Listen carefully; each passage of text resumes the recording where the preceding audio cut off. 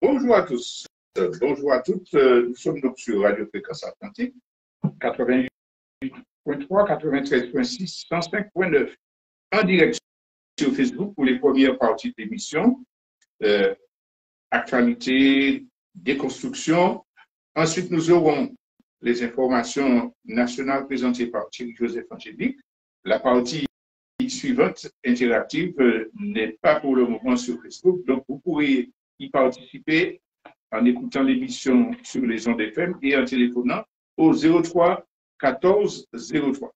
Donc, aujourd'hui, nous allons parler, pour ce qui concerne la Martinique, du non-lieu concernant le crash aérien de Maracaibo.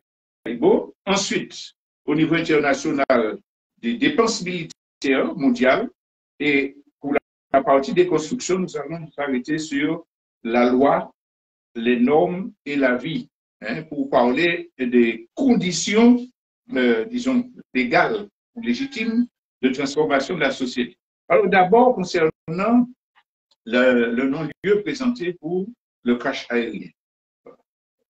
On dira que ce n'est pas étonnant puisque nous sommes en colonie et que c'est la République des non-lieux qui a cours, mais après le non-lieu présenté pour l'empoisonnement à la chlordécone, la population a très mal vécu cette décision, d'autant plus que, comme pour ce qui concerne l'empoisonnement, il y a eu des attitudes de l'appareil judiciaire qui sont totalement inacceptables. Vous vous souvenez qu'en novembre 2022, il y a eu ce procès dans lequel les représentants des victimes, l'APCA, est venu au tribunal et que les magistrats avaient refusé l'entrée de leur expert.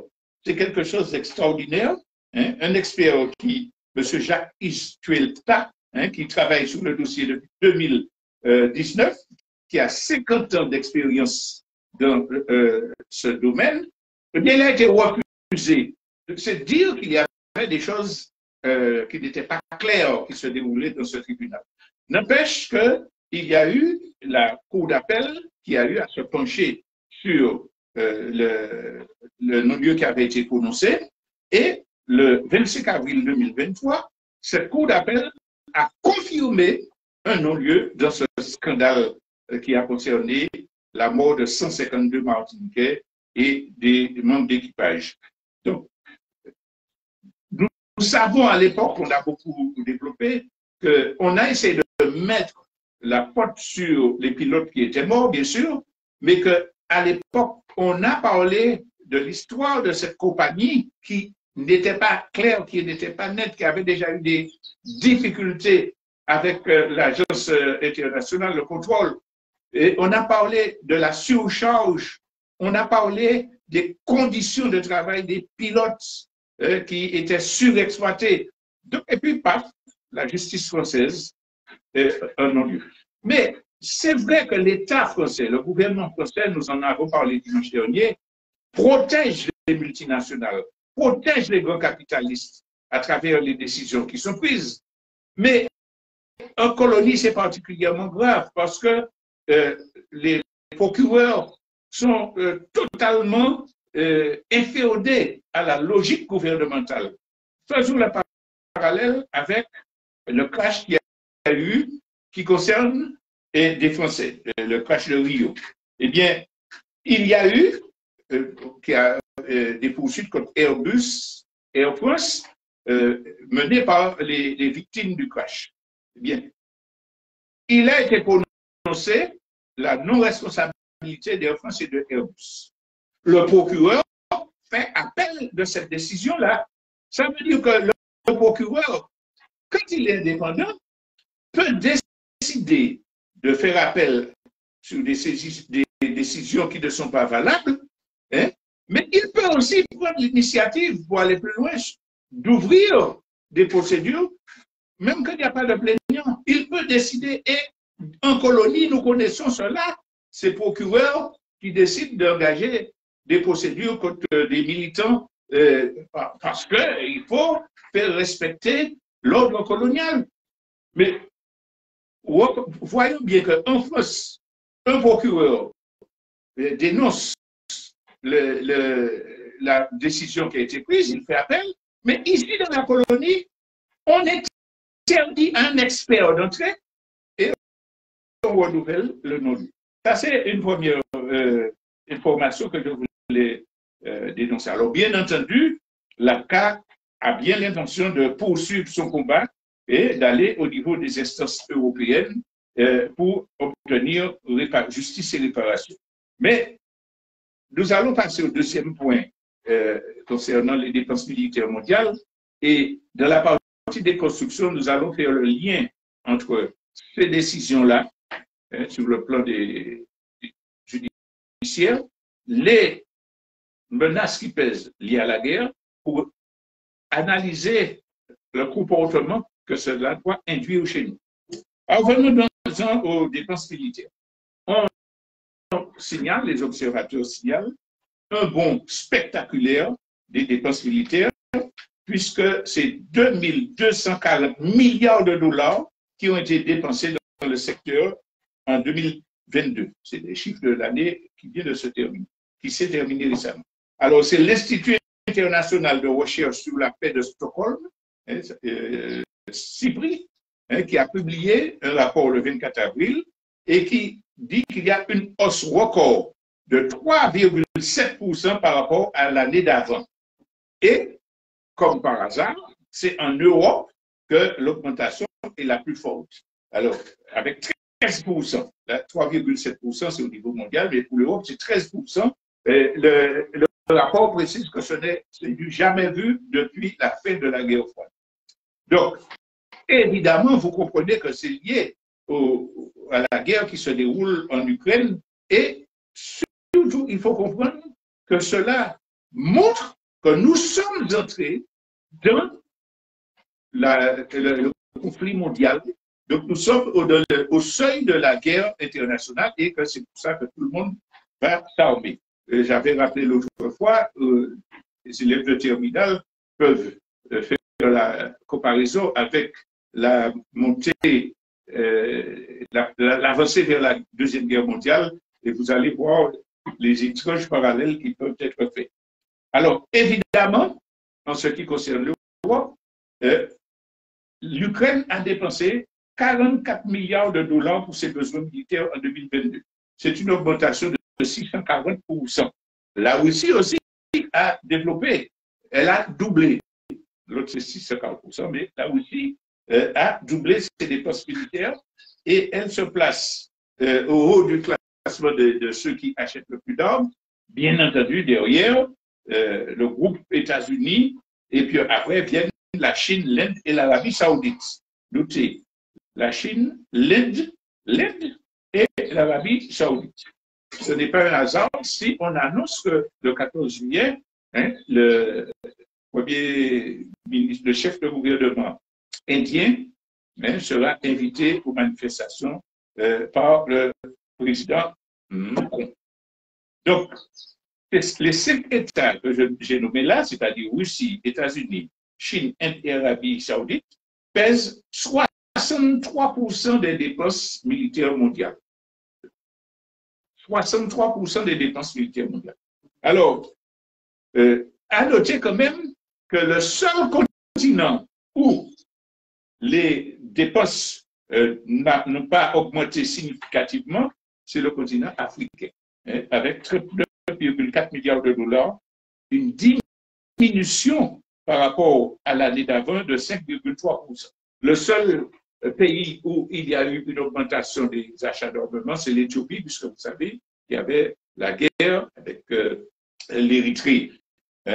Donc, c'est pour vous dire que les protagonistes, Chine, Russie et Europe, États-Unis, ce n'est pas par précaution pour sécurité, c'est parce qu'ils ont l'intention de déclencher le conflit. Il ne s'agit pas de permettre à l'impérialisme occidental d'être défait et d'accepter que la puissance chinoise ou même l'Inde deviennent les maîtres de l'économie mondiale. Ils ne vont jamais accepter cela Et la guerre, pour eux, c'est un moyen de relancer l'économie parce qu'il y a fabrication de désarmement. Et puis, il y a la reconstruction. Hein, des délégations sillonnent déjà l'Ukraine pour dire, bon, je veux ma part de marché dans la reconstruction. Cela avait été fait du temps de la guerre d'Irak.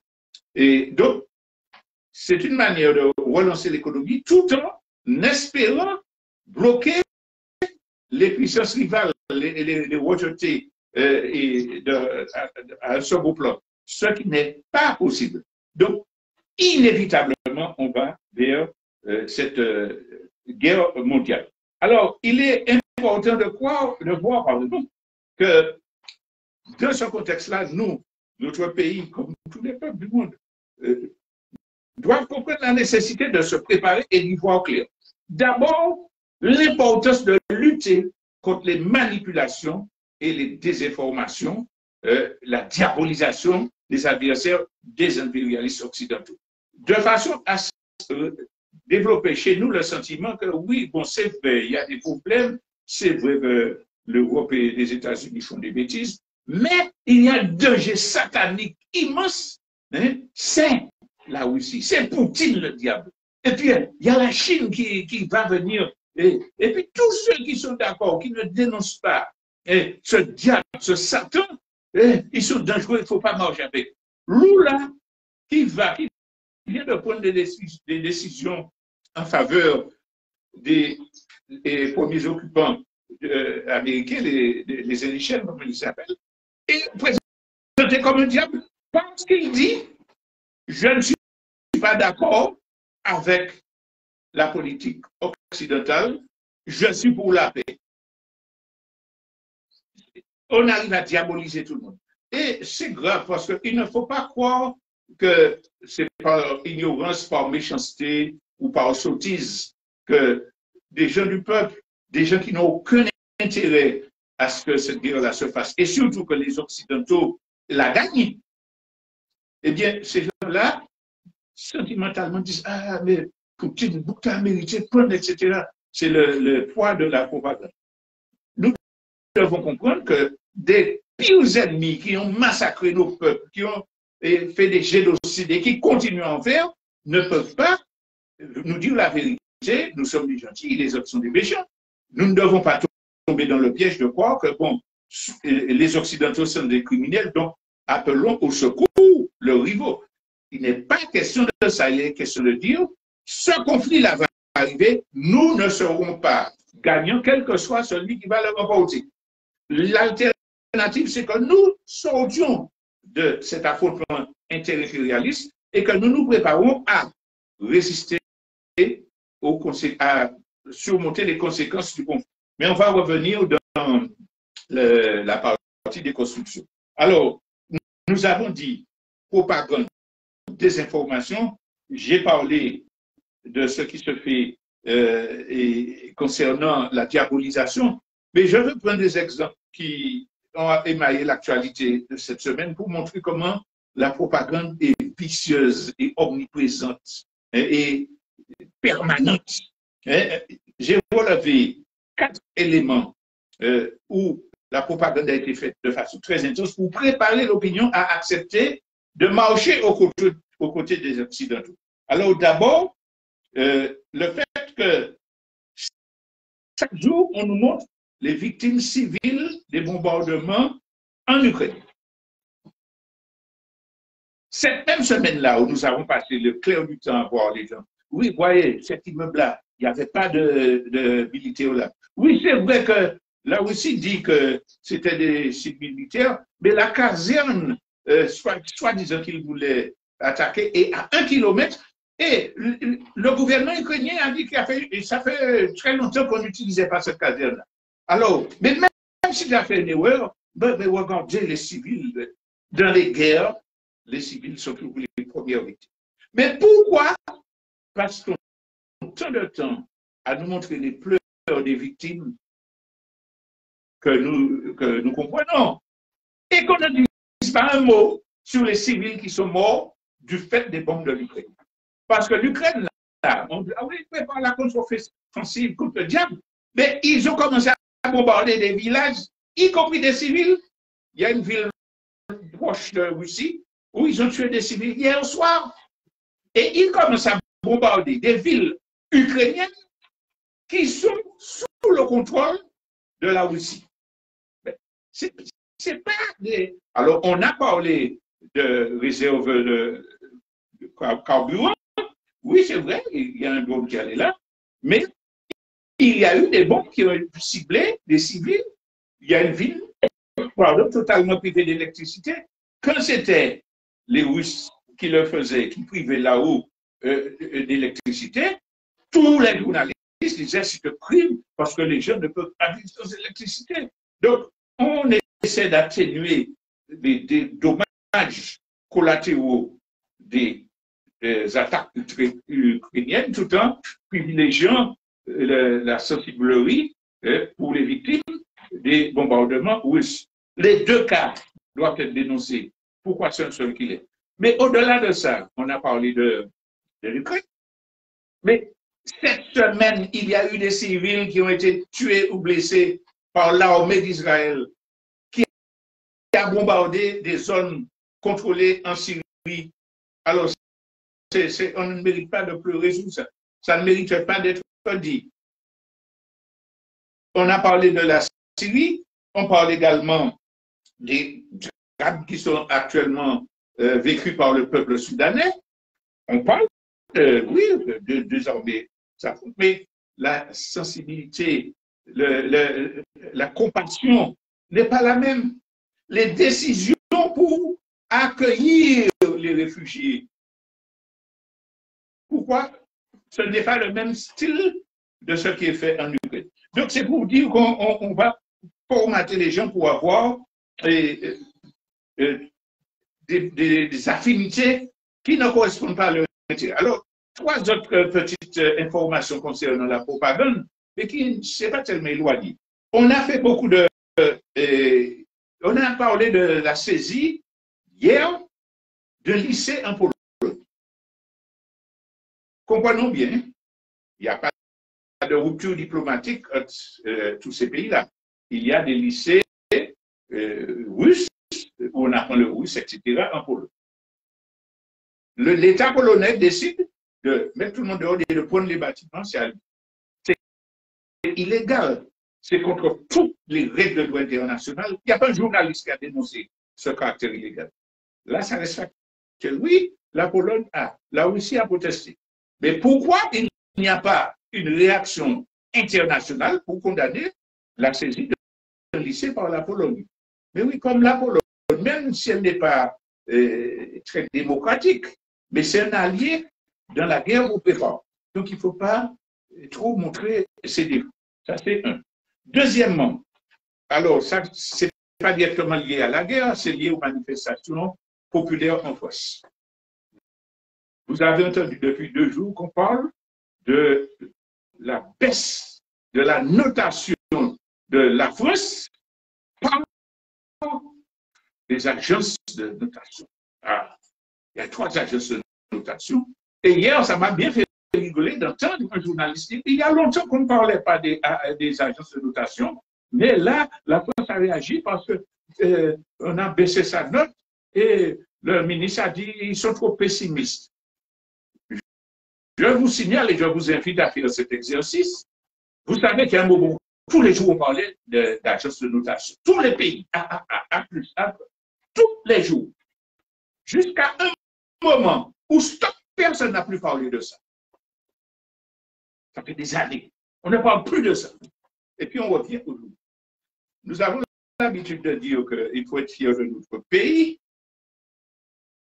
Et bien c'est grâce à la Martinique que tout le monde s'était arrêté, avait arrêté de parler d'agence de notation. C'est vérifiable, vous allez le faire. Il y a une analyse qui a été publiée, alors, n'ayons pas de fausse modestie, par le CNCP sur les agences de notation, pour dire d'où ça vient, comment ça fonctionne, à quoi ça sert, pourquoi faire ça. Hein, le titre, c'était ADNOC, et bon, vous allez retrouver. Donc, et cet article martiniquais avait été traduit par des agences internationales, notamment l'Agence latino-américaine d'information, ALAI, traduit en espagnol et publié partout. Ça avait été repris en Allemagne partout. Et 15 jours après, personne n'a plus parlé de AA.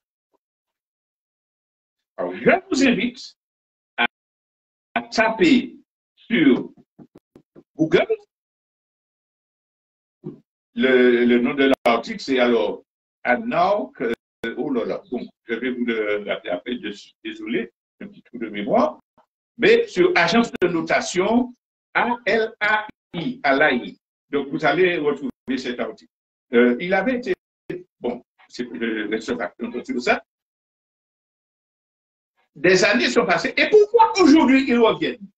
Parce qu'ils sont persuadés que les gens ont déjà oublié l'argumentation qui avait circulé au niveau international. Et ils ont besoin d'un outil de propagande pour justifier les mesures de Macron. Ou bien pour faire que Macron continue de son agression contre les droits sociaux. Revoyez les informations d'hier. Pourquoi l'agence a baissé la note de la France? Parce qu'il pense que Macron ne va pas arriver à faire passer sa réforme. Et donc, si vous n'arrivez pas à faire passer la réforme, vous serez en difficulté. Les banques internationales ne vont pas vous financer à des taux intéressants. Donc, monsieur Macron, débrouillez-vous pour appliquer la réforme. Donc, ils ont besoin d'un justificatif pour dire, vous voyez, si on n'applique pas la réforme, l'agence de notation va baisser notre corps. Et puis, ce sera difficile pour vous. Autrement dit, vous avez des individus qui n'ont rien de représentatif, de légitime, de légal, des institutions financières qui sont là pour voir où les capitalistes doivent mettre leur bille sans risque. Et c'est en fonction de ça qu'ils disent, je donne à AA, parce que si les capitalistes viennent, leurs capitaux seront rentabilisés, etc. Si mon capital n'est pas vraiment, je ne suis pas sûr que ma multinationale pourra de l'argent, alors l'agence me donne une mauvaise note. Et puis ça devient la base pour que les gouvernements agissent. Donc, c'est un moyen d'essayer de faire croire aux gens que cette instance illégitime, illégale et corrompue doit guider nos choix. Mais si vous fâchez, si vous baissez, c'est que nous dans la bonne voie. Donc voilà, je ne laisse pas plus longtemps, mais c'est pour vous montrer les angles de manipulation qu'il y a eu cette semaine à l'agence de notation. Et puis, je vais parler du bombardement, de la pendaison à Singapour. À Singapour, c'est le top du capitalisme, c'est la référence. Ce n'est pas la première fois. Hein. Mais cette semaine-là, ils ont pendu un jeune parce qu'il avait 1 kilo de marijuana. On pend quelqu'un parce que cette personne a 1 kilo de marijuana. On l'a pendu. Vous avez entendu des dénonciations. Vous avez entendu des sanctions contre Singapour. Aujourd'hui, vous connaissez le nom du chef d'État de Singapour. Oui, Poutine, c'est un criminel, mais là, c'est qui ça? Donc, à travers ça, on ne veut pas, on veut lisser la vision qu'on a des alliés occidentaux. Et en fait, je prends la dernière information, ils ont commencé à dire, et puis les gens brûlaient des gangs, etc. Il faut absolument envoyer des forces militaires en Haïti pour sauver le peuple haïtien. Toutes les organisations populaires haïtiennes ont fait un appel à l'ONU, au chef d'État, partout pour dire nous ne voulons pas d'invasion militaire. Toutes les fois où il y a eu ces décisions, ça a été des crimes contre le peuple, ça a été le soutien aux classes dominantes, ça a été l'épidémie du choléra, ça a été des viols massifs de nos. Nous ne voulons pas. Qui m'a obligé vous envoyez. Prenons un cas. Qu'est-ce qu'il faut pour l'Ukraine? Il donne des armes à l'Ukraine. Ils font les Ukrainiens venir se former pour apprendre aux armes. Faites la même chose pour les organisations populaires haïtiennes. Pas envoyer militaire et puis dire, bon, vous, les paysans, venez. Vous venez faire des... Haïti gardé par les États-Unis. Venez, nous avons fait formation accélérée et puis nous allons vous fournir des armes. Comme quand on la vole. Mais qui fournit les armes au gang? Le lobby de l'armement, états-unien principalement, pour justifier justement. Alors, je ne peux pas être trop long sur ça, mais vous voyez que tout cela, on a subi ça. C'est ça qu'on a subi pendant la semaine. On est incapable d'avoir des renseignements qui nous disent quelles sont les vraies raisons du problème, comment aider réellement le peuple pour que lui-même se défende. Comment éviter que des gens soutiennent un impérialisme. Non, ce n'est pas le rôle des journalistes. Samedi, vous allez voir quel est le rôle des journalistes. Tout le monde en direct pour assister au couronnement du roi Charles III et de Camille. Tout télé. La monarchie, c'est un scandale de l'histoire humaine qui assoit le racisme profond où il y a une minorité qui a le sang pur et qui a le droit d'avoir les privilèges. Et puis tout le monde, alors nous tous, ah oui, Kawas belle, et puis les grands ils aiment le reine, le roi. Voilà, c'est ça le rôle des journalistes. Je ne serai pas plus long sur cette affaire-là. Nous allons donc écouter une petite transition musicale avant de parler des constructions.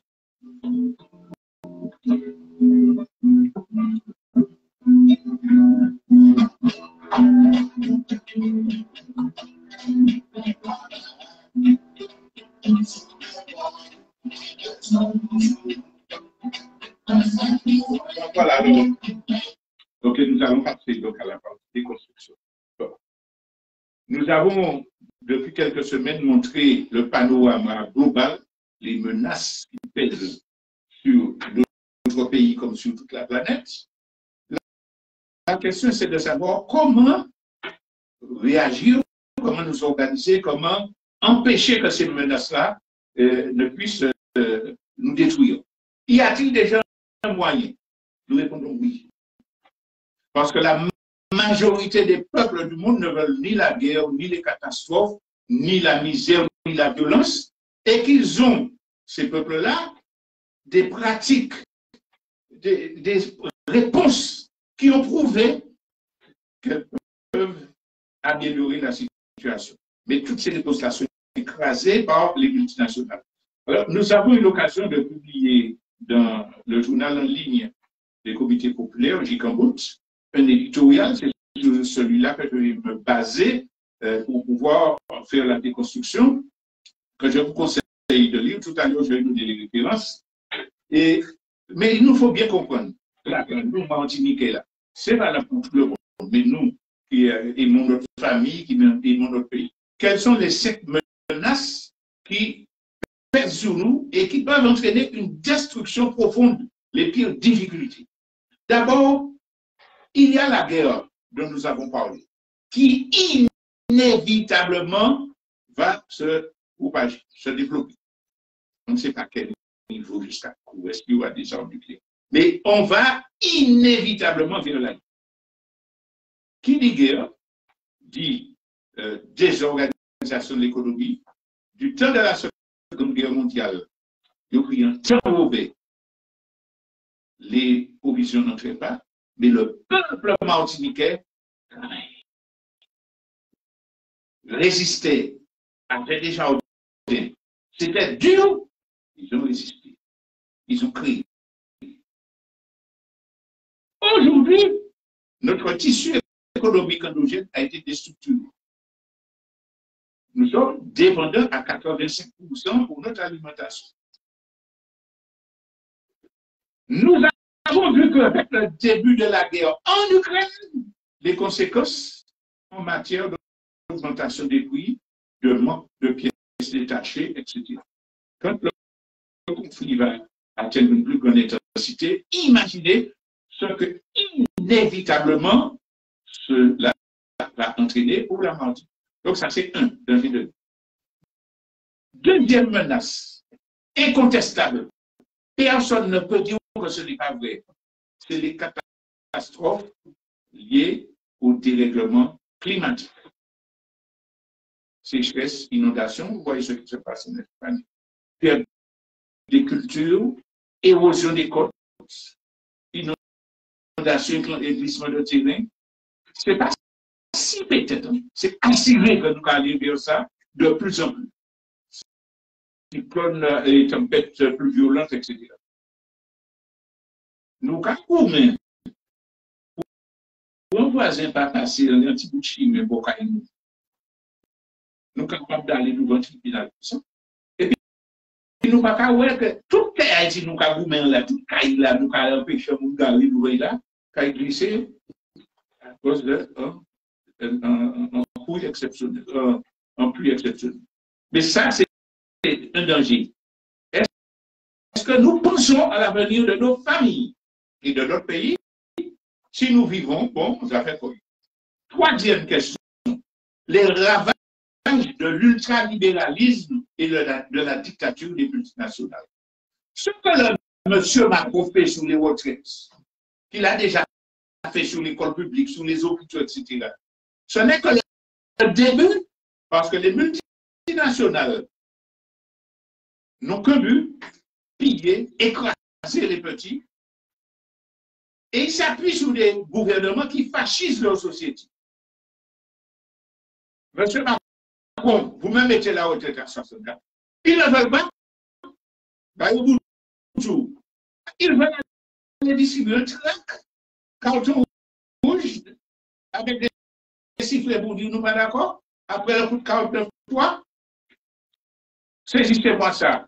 Saisissez-moi. La dictature est en train de s'installer. Et on aura de plus en plus de difficultés à résister au fait que la banque dit j'ai le droit de prendre une partie de l'argent de mon client parce qu'il y a une crise boursière, etc., etc. Donc, les ravages qui entraînent des difficultés, l'incapacité de payer son loyer, on va venir saisir la maison, etc. En fait, vous connaissez la situation de vie que nous tous connaissons aujourd'hui. Cela va s'accélérer. Rappelle-toi. Quatrièmement, le délitement social. Parce que toute cette misère, l'absence d'éducation, la propagation d'émissions bestiales qui empêchent aux gens d'avoir l'esprit, qui développent les bas instincts, ça fait ce que nous voyons aujourd'hui. Violence au sein du peuple, violence sur la route. Ce qui se passe à Mayotte, c'est la misère profonde que la France entretient dans ce pays-là, les injustices qui expliquent les violences. Ce n'est pas le fait que des Comoriens retournent dans leur pays, volés illégalement par la France. En parlant de ça, on a commencé à voir certains journalistes qui disent la communauté internationale ne reconnaît pas la présence de la France. Ils disent ça tout prévu. Ouais. Le département français, le 5e département français, il aura oublié. Bon, bref, fermons la parenthèse. Mais c'est ça qui provoque le délitement social. Nous allons continuer à vivre tout en sachant que nos enfants peuvent être enquêtés à l'école, que Brady va tuer notre grand-mère pour lui voler un collier à la sortie de la messe. Et on va dire, non, c'est le système qui délite la société et qui fait que les gens n'ont plus d'empathie, n'ont plus de confiance en eux, etc. Et cela peut changer, nous en avons parlé il y a quelques jours. Et puis le dernier point, qui est la menace fondamentale, c'est l'implosion du système capitaliste. Il est impossible, historiquement, fait un peu de toutes les adverbes pour eux que ce système-là n'implose pas. Parce qu'on ne croit plus à sa pseudo-démocratie, parce que les pays où ils faisaient ses richesses, les chasses, comme de la France en Afrique, parce que la monnaie qui leur permettait de contrôler les économies mondiales, eh bien, le dollar, qui était l'arme principale de domination, est en train de sauter, que la monnaie papier disparaît, remplacée par des monnaies électroniques, avec toutes les conséquences, bugs, et entrée de hackers, etc., le système est obligé d'imposer. Alors, une fois qu'on a appris ça, on a dit, bon, on fait son choix. Donc, à vivre, et puis ça qui fait bien. Ou bien, mon devoir d'être humain, c'est de porter ma contribution pour nous organiser contre ces drames-là qui s'annoncent. Alors, comment s'organiser? Il faut se former, il faut comprendre, il faut discuter, il faut étudier, il faut s'organiser pour que la pensée collective puisse prévaloir et puis qu'on puisse prendre des décisions réfléchies et efficaces. Et il faut surtout comprendre que la première chose, c'est au niveau mental. Parce que le système a mis des clés de nos cerveaux, à nous tous, sans exception, pour que même quand nous prenons conscience, nous réagissions en fonction de ce qu'ils veulent que nous fassions. C'est pour cela que l'éditorial qui a été publié de Chicago s'intitule « La loi, les normes et la vie ». Dans l'esprit des gens, on a formaté une barrière. Je peux être fâché, je peux dire que ce n'est pas juste, mais je dois respecter la loi. Je dois respecter les normes. Je suis obligé de dire l'état de droit a dit que c'est ça, je dois faire ça. Depuis à l'école, on m'apprend ça, dans les livres d'éducation civique, mais les médias, les journalistes qui déclarent ça. Et puis, ma conscience, puisque je ne peux pas être menti, accepte cette affaire-là. Je dois respecter les lois. Alors, c'est vrai qu'un pays ne peut pas vivre sans loi.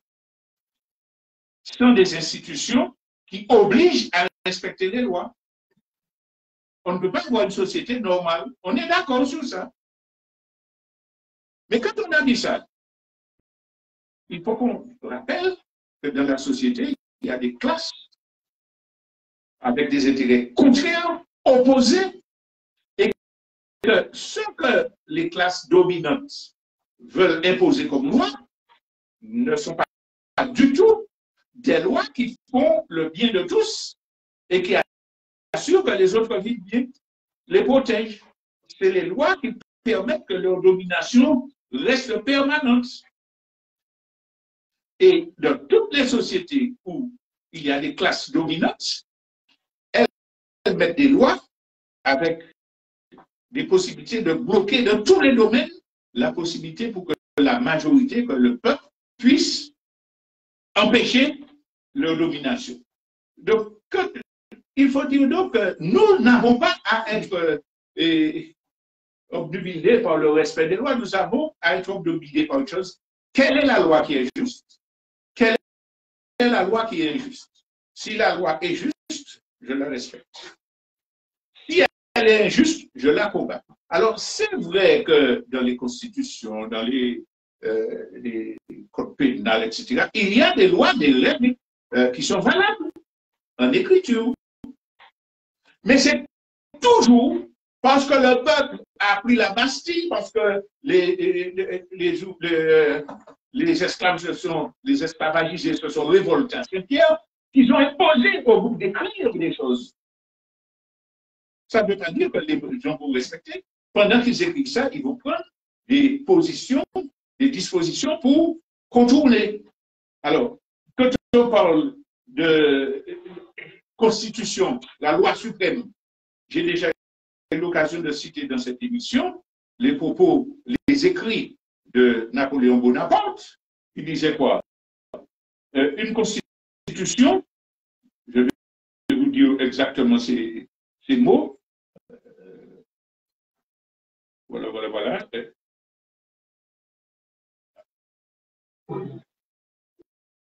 Désolé, c'est ça l'informatique, ça a glissé sur. Bon, bref, je vais dire de mouvement. Une constitution doit être assez courte et obscure pour ne pas gêner l'activité du gouvernement. Napoléon, c'est lui qui a pensé le système des institutions françaises.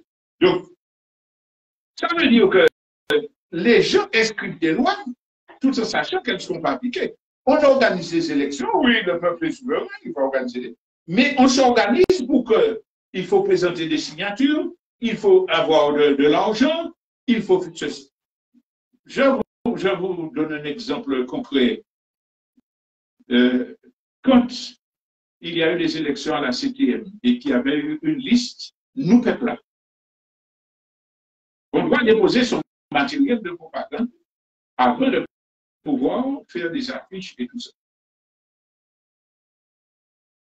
La liste nous peuple est convoquée une heure avant le dépôt du matériel pour que les juges contrôlent et vous disent OK, vous pouvez aller imprimer.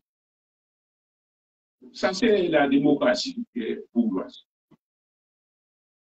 Les représentants arrivent avec les documents et la juge, avec son nerf, on ne va pas accepter ça. Votre matériel est rejeté. Ah bon, pourquoi? Sur la fiche, il y a du bleu, blanc, rouge. Et c'est interdit de mettre du bleu, blanc, rouge sur une affiche. Ah bon? Regardez, le candidat du François a une chemise bleue. Le candidat du Nord a une chemise blanche. Et sur la robe de la candidate du centre, qui est une robe à plusieurs couleurs, il y a du rouge parmi les fleurs. Un juge qui représente la démocratie française, l'état de droit français. Autrement dit, vous ne pouvez pas avoir de matériel de pouvoir. Évidemment, comme la résistance à l'oppression, c'est une loi naturelle, sortir dans le couloir, téléphoner à l'imprimé, change la couleur, le rouge qui est sur la robe de la candidate, mais un jeune, imprime un exemplaire, quelqu'un vient prendre. La personne a le temps de monter, prendre, redescendre et dire, madame, la fiche n'a pas de bleu blanc. Le rouge a été remplacé par du jaune. Merci l'informatique quand même. Sans parole, si. Une juge décide d'interdire la propagande sur un prétexte malhonnête, vraiment scandaleux. Mais ça fait un exemple pour vous dire jusqu'où ça peut aller dans des élections. Dans tout, il y a des moyens d'empêcher et que les choses ne se fassent. J'insiste donc sur cela pour dire qu'il ne faut pas idéaliser l'état de droit, etc. Bon, quand on a dit ça, ça veut dire quoi? Est-ce que ça veut dire qu'il ne faut pas respecter la loi, qu'il faut faire n'importe quoi? Non. C'est nous qui savons ce qui est juste, ce qui est légitime. Si quelqu'un vole une mobilette, on ne va pas dire il ne faut pas respecter les lois, vous pouvez voler les mobilettes, là, on va l'empêcher, on va poursuivre, on va exiger réparation parce qu'il faut qu'on se défende.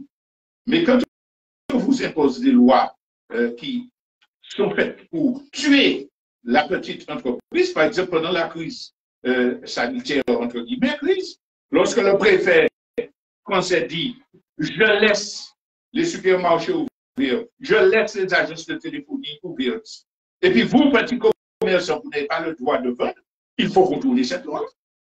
Il faut contourner la loi pour organiser dans le quartier la vente, etc. Il ne faut pas respecter cette loi-là, qui est une loi qui a pour but de tuer l'agriculture martiniquaise.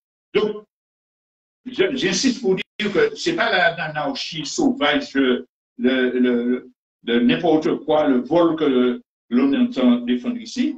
Il s'agit de défendre ses intérêts fondamentaux. Alors, là, on a parlé de cela. Je veux quand même vous citer, j'ai parlé de J. Vous allez sur le site www.jcamboutTV, tout ça .com.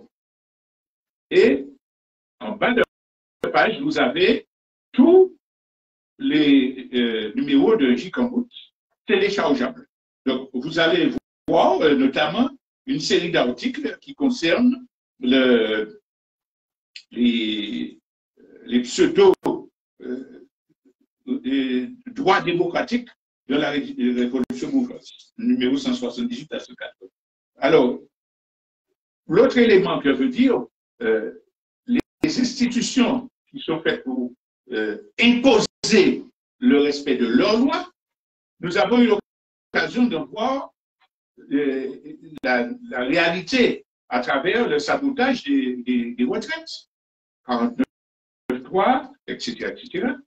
Mais quand on va au Conseil constitutionnel, qui va dire, bon, ok, c'est banco, qui est le Conseil constitutionnel? Qui est membre du Conseil constitutionnel? À la présidence, vous avez quelqu'un qui a été impliqué dans le scandale de sang contaminé. Mais vous avez toute une série de personnes qui n'ont rien de juriste, constitutionnaliste, etc. Ce sont des gens qu'on a récompensés de leur carrière politique en fin de carrière et qui sont obéissants au système. Alors, comment me dire? Parce que le Conseil constitutionnel a dit ça, bon, on va accepter sa décision, non? Il faut continuer à mener le combat. Donc, ce qui est important à comprendre, c'est que les intentions qu'ils affichent quand ils font des déclarations, par exemple la retraite, c'est les générations futures qu'on veut protéger, ça a toujours de bonnes intentions. Mais ce n'est jamais la réalité.